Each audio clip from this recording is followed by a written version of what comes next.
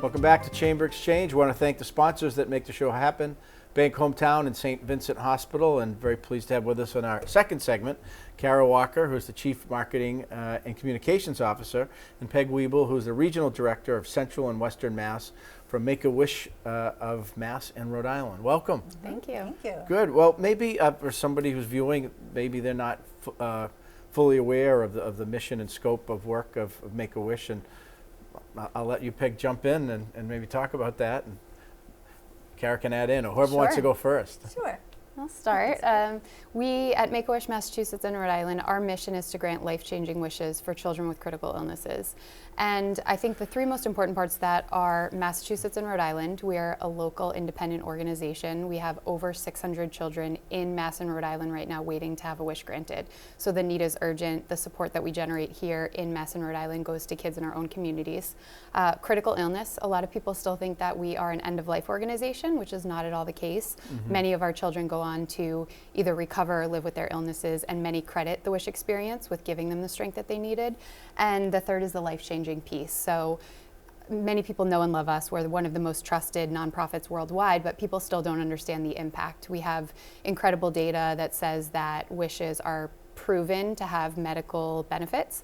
Make-A-Wish America did a recent study, and 98% of medical providers said that a wish not only impacts the mental and emotional well-being, but the physical well-being of the child. So the impact is huge on the child, on the family. A wish can let a family know that they're not alone, and really on the community as a whole. That's where we see the magic when a community comes together to grant a wish. We hear all the time from people that they're forever changed as well. Mm-hmm. 600, is it your job, Peg, to kind of help manage Yes, those in that territory? Yeah. Yes, it is. But you know, we do like to keep the fun in fundraising. And you know, when someone says, how can I get involved? There's so many ways, and it's really our job to kind of match that person with the number of opportunities that we have, right? So we have individual giving, we have corporate engagements, and then we have events. So I don't know if you know, but we recently created Central Mass Advisory Council. So various business leaders in the Worcester market and greater Central Mass market who have come together and have dedicated some of their time to help us not only spread the word about awareness, because we want to make sure that we are able to reach every medically eligible child, and we need to raise the funds, right? So we recently held an event at Tatna Country Club, Wishes in the Woo, as only your hometown guys could name it, right? So it was a great event. We had about 150 people, and we raised about $185,000. That's great, yeah. There's that, and then we have a number of partners in the market as well who hold different events for us. Hannaford, who we're heading up to see next, they have really dedicated, you know, not only Dave Dijon, but his entire team. The markets, yes, the grocery store, yes. Yep, Hannaford. They do a lot for us. Swing for Wishes is celebrating this year their 25th year of holding that event for us. Again, back to Hannaford's, we have Wrestling for Wishes, which is a great family event. And for any of the viewers today, you know, if you go to our website, all these events will be there with more information how to get involved. So just from your comments, you know, so there's a national organization, and then the Massachusetts and Rhode Island is kind of independent chapter or affiliated. Correct. That's right. We're an independent 501c3, so Make-A-Wish America helps with things like guidelines for eligibility, medical eligibility for children, but on a day-to-day basis, we're operating independently here in Mass and Rhode Island. Right. And how many employees? We have 30 full-time. Yep. We have offices in Boston, in West Springfield, and in Providence. And in our 42-plus year history, we've granted 11,000 wishes locally. Wow, wow. But even with the staff of 30, with the demand of 600, really the volunteer needs are great and critical to fulfilling the mission.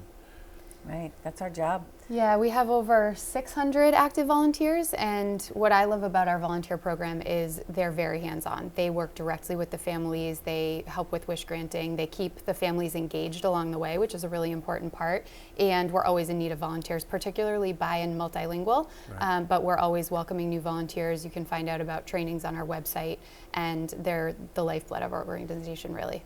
Right, given the circumstances in which families find themselves, that level of training is probably very important in terms of understanding mindset challenges, especially when dealing with serious health issues. Absolutely, and we're granting more than a wish a day on average. This year, this program year, we're hoping to grant 385 wishes. So we rely on those volunteers. It's an important role, and we're always looking for more. And a big piece of those volunteers is asking them to help with fundraising beyond just interfacing with families. Yes, exactly. I mean, we rely on our volunteers not only for wish granting, but also, you know, to support events and increase our network. You know, you meet somebody, I can't even tell you how many times I'm at an event and somebody will come up that they have had a contact with a friend or a relative who's had a wish granted. And really it's engaging that network to continue to network, right? To continue to introduce us. We have great existing support. We're looking to grow our footprint here in Central Mass. Right, right. And I assume, you know, certainly individuals can give, but then there are these kind of participatory events that organizations and businesses can help facilitate to fund a wish or multiple wishes. In really creative ways too. In-kind support is a huge opportunity for businesses and for individuals. We're always looking for construction, lumber donations, interior design, all kinds of opportunities. We had a great one. We have a wish coming up in December for a young woman named Destiny, and her wish is to go to Puerto Rico. She has a lot of family members there that she's only ever met virtually, so she wants to go meet them. She's also a huge foodie, so she wants to experience the culture there through food and going to all these different restaurants. So we reached out to a restaurant in Boston, actually, Vegantes, that's a Puerto Rican restaurant, realized that they just opened a location here in Worcester. Yes. And, you know, it was blind outreach, and we said, hey, we have a kiddo in your area, here's her wish. We thought it might be really fun to do a send-off party before she goes on her trip, and they said, absolutely, tell us what we can do. And you know, the Worcester Railers coming up too is probably a great example. Oh my gosh, yeah, so we're so excited. Kim Galinsky, president of the, I'm sure you know Kim well. Yeah, so they're going to do a surprise reveal for a child right on center ice to let him know that his wish is going to be granted. Let's hope he's not watching. No, you know what? Haven't said his name. Right, right. But yeah, this show airs Yeah, It'll not already be surprising. done. The Railers organization, they just do so much and have been, I think, recognized 4 or 5 years in a row by the Eastern ECHL, the hockey league that they belong to, is for their community service. The number one, they get the community service award, I think, 4 or 5 years for these types of things that make a big difference. Yeah, not surprising. Yeah. And it makes a big difference for employees too. That's one thing that we see with our corporate partners is it's a great way to get employees engaged, boost morale, and truly people walk away from that experience feeling like they've gotten as much out of it as the child has. Right. So if there's a child out there watching or family members, you know, how do people learn if they're eligible? The website, is there someone they can talk to? How can they learn if they've got a child or a young person, a family member in need? Sure. Children can be referred by their medical teams. That's probably the most common. Social workers, doctors, nurses.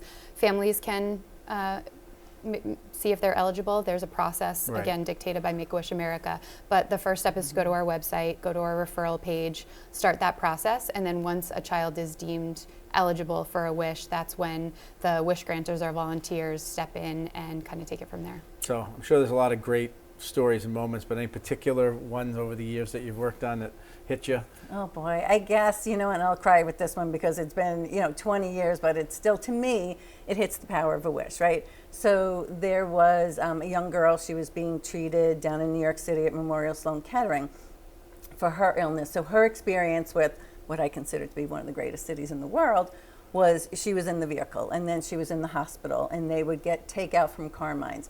And she would drive, and she was so isolated from all this energy and excitement that was happening. So when I was a wish granter, when my partner and I, wish granting partner, went to meet with her, the family, because they had spent so much time in the hospital, had talked about game shows and things that they couldn't do for her. So when we went in, that's exactly what he said. We want you to do something. We're like, you know what? It's really up to Brielle. We need to talk to Brielle and see what hers was. So the more we spoke with her, I love this. Her wish was so simple. It was to go to New York City, get out of the car, ride a double-decker bus, go to Carmine's and eat in the restaurant. And of course, you did the Macy's Thanksgiving Day Parade and skating and American Girl. But to me, that was her taking over the power, right? Like this I couldn't control, but this I can control. Day in the Big Apple. Right? That's right. So simple, but yet so powerful for her. what would your wish be?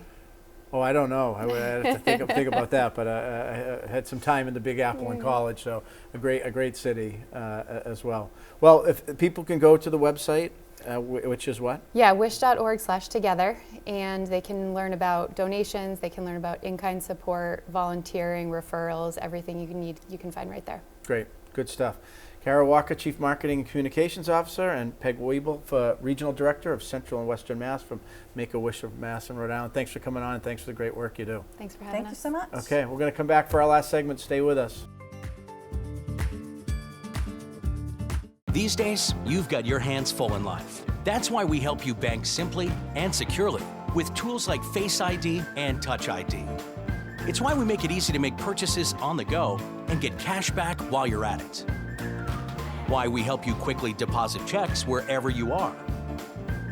And it's why we lend a hand with sending and receiving money right from your phone. So even when you're on the move, you can manage your finances. Bank Hometown. Unlock your potential.